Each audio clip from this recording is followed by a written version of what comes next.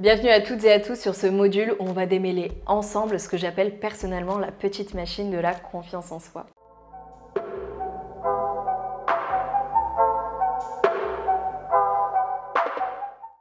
La confiance en soi, drôle de petite machine. Elle est des fois beaucoup trop présente, parfois pas assez. Au fond, qu'est-ce que c'est qu'une confiance beaucoup trop présente, n'est-ce pas? Elle est beaucoup critiquée malheureusement et souvent pas assez travaillée. Je vais maintenant vous demander de prendre soit un papier et un crayon, soit de penser très fort à quelque chose que vous aimeriez changer, à quelque chose dont vous manquez de confiance en vous, soit pour vous lancer, soit pour le finaliser. On a tous quelque chose qu'on aimerait améliorer, que ce soit un trait de notre caractère, une transformation physique, une façon de penser, une évolution dans votre carrière ou bien d'autres choses. Une fois que vous avez trouvé la chose qui vibre le plus en vous, la chose que vous aimeriez changer le plus, je vous laisse la garder en tête tout au long de ce module pour vous fixer dès aujourd'hui avec les points que nous allons voir, l'objectif de vous surpasser et de réussir à avoir confiance en vous sur ce sujet précis. Alors on va découvrir cette petite machine ensemble et ensemble on va voir 4 points pour que vous puissiez acquérir une meilleure confiance en vous et enfin réussir à faire ce qui vous fait le plus vibrer, dont vous vous sentez le plus aligné. Personne n'est parfait, ok? Est-ce qu'on pourrait juste accepter de ne pas être parfait? Est-ce qu'on pourrait accepter d'échouer si c'est un échec? Est-ce qu'on pourrait accepter de rater et de recommencer? Et surtout, est-ce qu'on pourrait arrêter de juger? Que ce soit de se juger soi-même ou de juger les autres. Parce que sachez qu'en se jugeant soi-même, on s'inflige un regard erroné sur nos propres capacités. Je vais vous donner un exemple concret. Si quand vous étiez bébé, vous n'aviez pas accepté de tomber la première fois que vous avez essayé de vous mettre debout, si à cause de cette chute, vous aviez perdu tout espoir. Si vous n'étiez pas servi de cette expérience pour vous relever et savoir finalement quelle était la meilleure posture, le meilleur meuble pour se tenir, quelle était la meilleure distance peut-être à parcourir, eh ben, soyez-en sûrs qu'aujourd'hui vous serez encore en train de faire du 4 pattes. J'ai pris cet exemple parce qu'un enfant n'a pas encore créé assez d'expérience pour se mettre de fausses barrières. On a tous en nous, et ce dès la naissance, une confiance gonflée à bloc. On a tous cette petite machine qui est encore toute belle, toute équilibrée. Mais du coup, un enfant, dans les premières années d'école, il va pas se soucier. Savoir s'il est bien coiffé, savoir s'il est bien habillé, s'il est trop gros, s'il est trop mince, trop grand ou peut-être trop petit. Mais c'est au fur et à mesure des années, donc au fur et à mesure de ses expériences, qu'il va commencer à entendre certaines choses. T'es moche. T'es mal coiffé. Si tu t'habilles comme ça, on va se moquer de toi. Et est-ce que tu te rends compte que ton copain, lui, il sait déjà lire et pas toi? C'est finalement toutes ces petites phrases qui vont faire que dans la tête de l'enfant, il y a des croyances limitantes qui vont commencer à s'installer. Ce qui m'amène au deuxième point, les croyances limitantes. Alors, qu'est-ce qu'une croyance limitante? Une croyance limitante, c'est quelque chose qui est ancré en vous, que ce soit de par vos parents, votre famille, des amis, vos proches, qui un jour vous ont jugé sur quelque chose et qui vous ont dit que telle ou telle chose était bonne ou au contraire très mauvaise. C'est en soi toutes ces informations qui viennent du monde extérieur et qui ne vous appartiennent absolument pas et qui vous mettent inconsciemment ce que j'appelle moi personnellement des barrières fantômes. Une croyance limitante, c'est également quand vous aviez 10 ans, à un repas de famille, vous avez entendu votre oncle dire « J'ai 40 ans, je vais pas me remettre à faire des études maintenant, je trouve ça complètement ridicule. » C'est aussi la pub que vous avez vue à la télé, comme quoi il faut faire une taille 36. Mais c'est également vos parents ou des adultes que vous avez vus se déchirer complètement, leur couple partir en éclats et qui sont venus vous voir en vous disant « L'amour c'est nul, tombe jamais amoureux, c'est nul, ça sert à rien. » Mais c'est aussi avoir entendu que pour être au top, il faut être le premier. Partout, sans que jamais on soit venu vous dire que en fait pour être au top, il est bien plus important d'être heureux avant d'être premier. Ou que l'argent ne fait pas le bonheur, ou au contraire, il faut avoir beaucoup d'argent pour être heureux. Mais c'est aussi ce dossier que votre boss vous a confié pour le présenter face à une salle de réunion, mais dont vous allez renoncer. Parce que vous vous sentez pas de parler en public et de toute façon on vous a toujours dit que vous n'avez pas une bonne oration. Et puis vous allez rien trouver de constructif à dire, rien d'intéressant. Et puis Michel, votre collègue, le ferait finalement beaucoup mieux que vous. Hein, pourquoi ne pas donner le dossier à Michel finalement? En somme, vous créez des croyances limitantes tout au long de votre vie, de la petite enfance à maintenant, dû à des traumatismes, également à vos expériences, mais surtout à votre chemin de vie.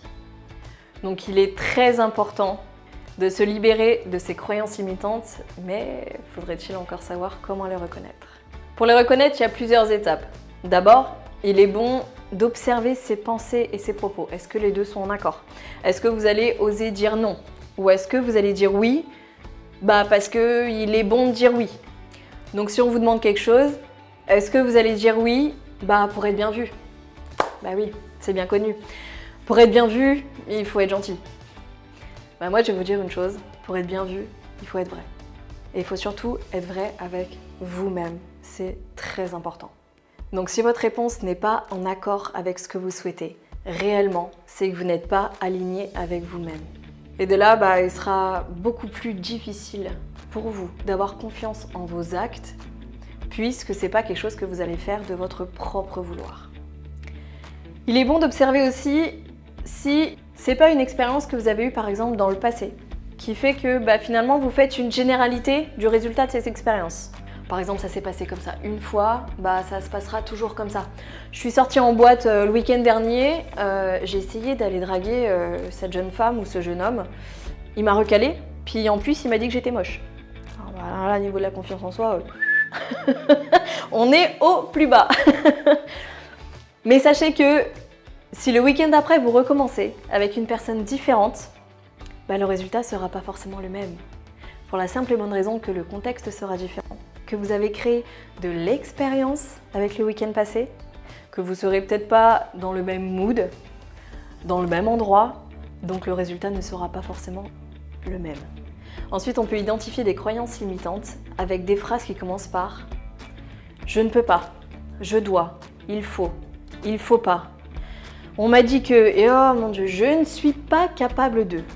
Toutes ces phrases qui vous dévalorisent, qui vous font sentir complètement inférieur, qui vous forcent à aller contre votre volonté qui vous est propre. Toutes ces phrases-là sont des croyances, des barrières fantômes qui vous empêchent d'avancer car vous y croyez, tout simplement. Et c'est ces phrases qui, dans certaines situations, vous font perdre complètement confiance en vous, parce que la situation est telle, donc elle ne peut pas et elle ne doit pas être changée. Ok, une fois qu'on a réussi à identifier toutes nos croyances limitantes ou au moins les plus importantes, on va pouvoir commencer doucement à reformater notre petite machine de confiance en soi. Et quoi de mieux pour un bon petit reformatage de cette petite machine que de commencer à se la réinventer en se basant sur nos envies, mais surtout en faisant marcher notre imagination. Et c'est là qu'on va faire appel à la visualisation. On va aller dans la projection. Tout le monde rêve. Tout le monde s'est déjà installé sur son lit en fermant les yeux et en imaginant ce qu'il aimerait être, en imaginant la vie qu'il aimerait avoir, en imaginant ou en visualisant un projet, que ce soit à court, moyen ou long terme. C'est exactement ce qu'on va faire là, maintenant, avec la visualisation, mais en partant de nos croyances limitantes. La visualisation est assez importante parce qu'elle nous permet de nous projeter à cet endroit, à ce moment précis, et de se faire la scène telle qu'elle devrait être. Elle permet d'imaginer toutes sortes de scénarios possibles, donc du meilleur au plus catastrophique. Mais de ce fait, elle permet également d'appréhender quelle serait la meilleure réaction à avoir dans n'importe quel scénario. Prenons exemple de la croyance de cet employé dont son boss lui a confié un dossier à présenter à une salle de réunion complète. Cet employé, on va l'appeler Pierre. Je ne sais pas s'il y a des Pierres parmi vous. Eh bien Pierre, il s'est sûrement retourné le cerveau au moins 1000 fois la veille, en se disant « je n'en suis pas capable, je vais me foirer, et si j'oublie des parties mais pourquoi ils n'ont pas donné ce dossier à Michel? Moi, je n'y arriverai pas ». Il y a quelque chose qu'on a pu remarquer en neurosciences qui est absolument extraordinaire, c'est qu'on a tendance à croire qu'on est ce qu'on se dit être. C'est-à-dire que si je visualise que j'y arriverai pas, j'y arriverai pas. Mais si pendant un temps je me dis ok, je vais y arriver, j'ai les compétences pour, je crois en moi, et on visualise la scène comme quoi on va vraiment réussir, la confiance elle monte déjà d'un petit cran toute seule. Donc maintenant essayons de tourner les phrases de Pierre un petit peu différemment. Ok, j'en suis capable. Je n'ai pas moins de compétences que Michel et tiens, dans l'éventualité où mon diapo tomberait en panne, et si j'imprimais mes fiches pour toujours avoir un support pour pouvoir finir cette réunion. Concrètement, le fait de visualiser la scène permet d'ouvrir le champ des possibles à son maximum, puisque dans l'imaginaire, tout est réalisable. Une fois l'objectif visualisé, on peut plus facilement se rendre compte qu'en fait, on n'est pas incapable. Nous sommes juste bloqués par nos peurs qui nous empêchent de passer à l'action, tout simplement. Et ça m'amène au 4e point, passer à l'action. Qu'est-ce que c'est passer à l'action? C'est souvent compliqué parce que certaines actions nous obligent à nous sortir de notre zone de confort. Et notre petite machine de confiance en soi, elle aime bien cette zone de confort, c'est chaud, c'est douillet, on risque rien et surtout, tout est sous contrôle. Et on sait que l'humain aime le contrôle. Forcément, on se sent beaucoup plus à l'aise quand c'est sous contrôle. Mais pour pouvoir contrôler quelque chose, il faut le répéter encore et encore. Mais sans sortie de zone de confort, on ne va pas forcément avancer plus loin. On ne va pas créer de nouvelles expériences, on ne va pas apprendre de nouvelles choses. Et de ce fait, on va avoir beaucoup plus de mal à réaliser nos rêves. Et quand on parle de sortie de zone de confort, on définit ça souvent comme des challenges. Alors les challenges, c'est bien, il le faut, mais il ne faut pas viser trop gros tout de suite. C'est-à-dire qu'on peut visualiser facilement notre objectif final, mais il faut y aller petit à petit, step by step, pour pouvoir arriver à notre but. Parce que sinon, en fait, tout simplement, on risque de perdre cette confiance naissante qui arrive à nous quand on arrive à atteindre des tout petits objectifs. Alors, oser, agir et passer à l'action, oui, mais petit à petit. Donc comme je disais, il faut y aller vraiment step by step, jour après jour. Mais c'est finalement également savoir se réjouir, savoir s'envoyer de la gratitude et savoir se remercier du coup des réussites qu'on a, de tous ces petits objectifs, de chaque jour réussir quelque chose petit à petit. Il faut se féliciter de ça. Parce que c'est grâce à ces petites réussites que vous allez pouvoir atteindre votre but ultime. Je vais prendre l'exemple d'un sportif, un haltérophile par exemple, qui va réussir à soulever 200 kg pendant un challenge qu'il se met lui-même ou pendant une compétition. Il s'est pas levé un matin de printemps en se disant tiens, et si j'allais soulever la Clio de Mamie Jeannette qui fait bien un petit peu plus de 200 kg et peut-être que je vais y arriver, et tout ça juste avant d'avaler son Nesquik. Non. Il lui a fallu bien des années d'entraînement. Il a sûrement commencé par des barres de 15 kg afin de travailler sa technique, puis il a dû augmenter chaque jour un petit peu ses charges, ce qui a donné lieu à des répétitions quotidiennes avec une augmentation de charge progressive pour pouvoir exceller et enfin réussir à soulever ces 200 kg là. Et c'est exactement la même chose dans tous les domaines. Si tu t'entraînes tous les jours, si tu répètes tous les jours la même petite chose, en y ajoutant peut-être un petit peu plus de challenge chaque jour, si tu le fais par exemple 101 fois, tu vas te rendre compte que la 101e fois, elle va être beaucoup plus efficace et tu vas avoir beaucoup plus confiance en toi sur ce que tu fais que la toute première fois. Logique, non ? Donc on parle ici de répétition de plusieurs petites actions quotidiennes qui font que step by step, vous allez vous rapprocher de votre objectif final pour pouvoir acquérir toute la confiance nécessaire pour ne plus vous faire dépasser par vos croyances limitantes. Ok, pour résumer les 4 points qu'on vient de voir. Le tout premier point, lâcher du lest sur la perfection. Vraiment, personne n'est parfait. Je pense que vous l'avez déjà entendu ça. On a le droit de se tromper. On a le droit de recommencer. On a le droit de faire des échecs. Même si ce n'est pas des échecs, comme je le disais au début, c'est plus des leçons, puisque grâce à ces échecs, vous allez pouvoir voir où est-ce que vous avez péché et où est-ce qu'il va falloir que vous travailliez un petit peu plus, encore une fois, de par ces actions-là. Sur ce premier point, on a également vu qu'il faut arrêter de juger les autres, mais également de se juger soi-même. Et qu'il est important de garder un regard de bienveillance sur ses propres capacités. Dans un second point, on a identifié nos croyances limitantes pour faire en sorte d'avoir une vision complètement différente de celle-ci et finir par s'en débarrasser totalement. Pour le troisième point, on est parti sur la visualisation. Vous vous rappelez quand on ferme les yeux et on visualise toutes sortes de scénarios, du peut-être plus catastrophique au plus excellent, mais là où vous allez pouvoir trouver toutes les solutions possibles pour mener votre objectif à bien.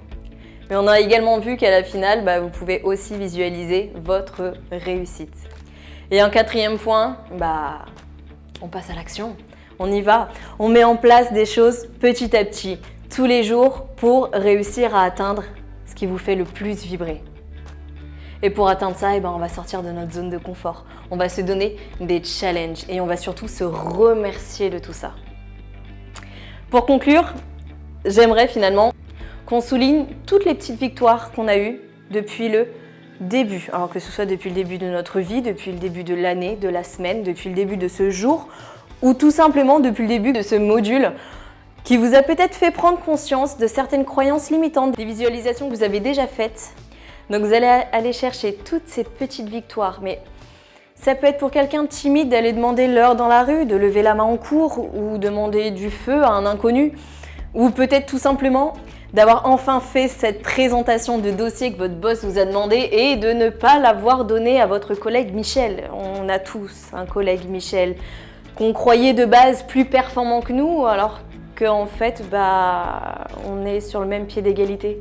Donc dites-vous merci, ayez de la gratitude envers vous, soyez fiers de vous, vous l'avez fait et je l'ai fait.